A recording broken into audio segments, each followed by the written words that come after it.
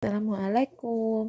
Di video ini saya akan kembali menyampaikan tentang kesimpulan dan refleksi pemikiran Ki Hajar Dewantara sesuai tugas di modul 1.1. Di sini saya Nur Laila sebagai calon guru penggerak angkatan 7 dari Kabupaten Mamuju, Sulawesi Barat. Pada modul 1.1 tentang pemikiran Ki Hajar Dewantara, saya membuat intisari, yaitu ada 6. Ada menuntun, kemudian ada kodrat anak, kemudian ada budi pekertinya, kemudian nomor 4 tentang berpihak pada anak, lalu ada sosial kultural, dan terakhir petani kehidupan. Nah, keenam intisari ini akan saya refleksikan pada pembelajaran yang telah saya lakukan di kelas dan di sekolah saya. Ada beberapa poin yang telah saya lakukan, belum lakukan, dan poin-poin yang sudah saya lakukan namun masih perlu ditingkatkan. Selanjutnya akan saya jelaskan di slide berikutnya. Pertama, menuntun. Sebagai pendidik tentunya kita tidak hanya sebagai pengantar materi di pelajaran di depan kelas, namun menuntun tumbuh atau hidupnya kekuatan kodrat anak. Nah, di sini yang dapat saya pahami bahwa setiap pribadi anak itu memiliki potensinya masing-masing, namun masih tersamarkan. Di sini kita bertugas membantu mereka menemukan potensi itu dan menebalkan potensi itu. Hal real yang sudah saya lakukan yaitu pertama melakukan sesi wawancara kepada anak tentang apa yang mereka sukai, kemudian apa kendalanya. Nah, di sini setelah mendengarkan curhatan mereka, saya membantu mereka mengarahkan. Misalnya mereka adalah anak-anak yang menyukai dunia memasak, saya arahkan untuk menonton banyak video-video tentang memasak atau memberikan mereka arahan bahwa dengan kelebihan mereka di dunia kuliner bisa menjadi sumber penghasilan dan bisa menyalurkan hobi mereka itu agar mereka lebih berkembang. Itu yang telah saya lakukan. Berikutnya, kodrat anak. Kodrat anak yaitu merdeka dan bermain. Mereka diberi kebebasan untuk menentukan pengetahuan apa yang mereka ingin kembangkan dan sesuai potensi yang mereka miliki tanpa memaksa mereka untuk tuntas di semua indikator pembelajaran. Hal telah saya lakukan di kelas yaitu mengenali potensi awalnya. Jika ia menemukan kesulitan dalam memahami materi pelajaran yang saya ampu, saya memberi mereka kesempatan untuk bertanya dan memahami dengan cara mereka sendiri. Bahkan jika masih dengan penjelasan saya mereka belum mampu, saya memanfaatkan teman mereka yang sudah memahami materi itu. Karena kita bisa mengetahui bahwa anak mungkin lebih paham ketika diterangkan oleh teman sebayanya karena mereka memiliki dunia yang sama. Seperti itu. Tentang kodrat anak yang masih senang bermain. Nah, kita tentu tahu bahwa tiap tingkatan usia pada anak sudah memiliki kecenderungannya masing-masing. Di usia awal, bayi sampai umur 8 tahun mereka mungkin masih memang dunia betul-betul serba bermain. Kemudian di usia setelah itu mereka sudah mulai menemukan iramanya. Kemudian di usia remaja mereka sadar bahwa di sekitar mereka juga berputar, memiliki irama sendiri dan mereka beradaptasi dengan irama tersebut.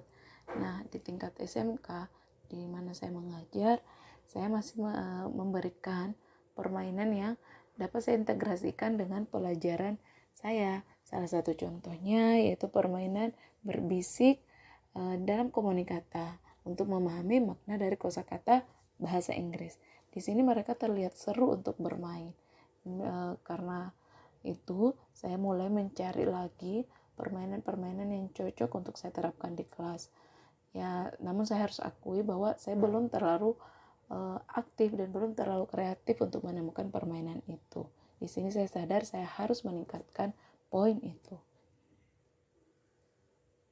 Pendidikan berpihak pada anak. Nah, pada kenyataannya kita masih sering menemukan guru yang memaksa siswa agar tuntas dalam mengikuti pelajarannya tanpa memahami kondisi dan kemampuan dasar anak.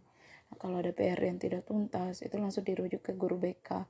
Padahal anak memiliki kesulitannya dan kadang mereka tidak diberi kesempatan untuk menjelaskan apa kesulitannya. Jadi, masih ada guru yang masih menyalahkan semua itu kepada anak tanpa bertanya kepada dirinya, jangan-jangan ini salah saya, materi saya kurang dipahami, atau saya mengajarkannya dengan cara yang kurang menarik sehingga anak merasa susah untuk memahami dan mengerjakan PR. Nah, itu. Maka di sini kita dituntut untuk kreatif mengolah pembelajaran sesuai gaya belajar anak. Ini juga poin yang masih saya harus saya tingkatkan, meskipun dalam kelas keseharian saya sudah mencoba untuk friendly, bersikap terbuka, dan membuat suasana kelas lebih nyaman dan tidak tegang. Namun saya merasa bahwa di poin ini saya harus perlu meningkatkan kreativitas saya.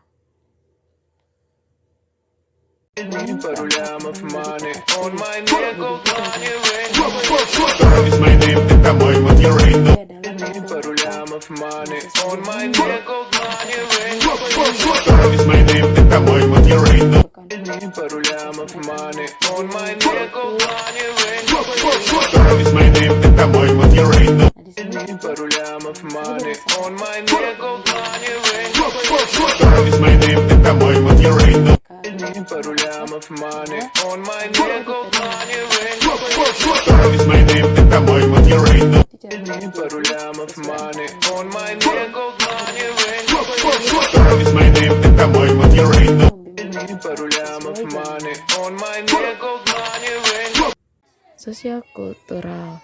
Nah, di sini setiap anak tentu memiliki budayanya masing-masing, atau ketika anak itu berada di wilayah tertentu, tentu di wilayah itu memiliki adat atau kebiasaan yang sudah familiar di lingkungannya.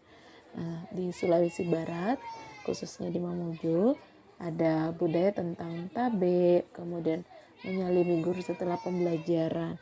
Namun di sini tidak hanya sebagai teori saja, mereka mempraktekannya dalam kehidupan sehari-hari seperti pada video di samping ini. Dan sebagai guru, jangan sampai kita hanya mengajarkannya secara teori tapi tidak menunjukkan, sesuai dengan kalimat sakti dari Ki Hajar Dewantara, yaitu ingar sosum tulodo, di depan sebagai seorang teladan, maka kita pun memberi keteladanan sopan santun dan tata krama itu. Poin terakhir tentang petani kehidupan, bahwa pendidikan ada proses menyemai benih. Peserta didik kita adalah benih tersebut. Kita bertugas merawat dan menumbuh kembangkan mereka sesuai dengan kodrat alaminya, tanpa harus memaksakan menghasilkan sesuatu yang tidak sesuai kodrat mereka. Semisal kita menyemai benih padi, tak mungkin mengharap jagung. Anak yang senang dengan dunia otomotif jangan dipaksa belajar maksimal di bagian akuntansi, maka hasilnya tidak akan baik. Dan saya pernah punya penyesalan seperti ini, yaitu ada 7 anak yang terpaksa saya harus biarkan tinggal kelas karena mereka memang tidak mampu mengikuti kelas di jurusan akuntansi, karena aslinya mereka lebih suka di bagian sosial, berorasi dan sebagainya. Akhirnya atas nasihat guru senior menyarankan saya untuk membiarkan mereka pindah sekolah yang sesuai jurusan mereka, meskipun saya sangat menyayangkan itu karena saya sangat berharap mereka menuntaskan pendidikannya didampingi oleh saya. Nah, itu dia refleksi dan kesimpulan yang dapat saya sampaikan di modul pemikiran Ki Hajar Dewantara. Semoga ini menginspirasi. Terima kasih. Assalamualaikum warahmatullahi wabarakatuh.